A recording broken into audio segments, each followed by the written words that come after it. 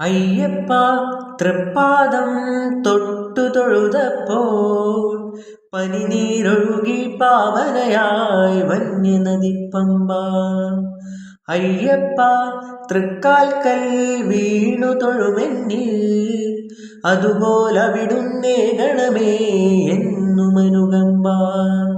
നോവേറുന്നോരെൻ മനം ചാരെ വന്നാൽ മാറ്റുമോ ശാന്തി സൂര്യോദ്യാനമായി ശാശ്വതം.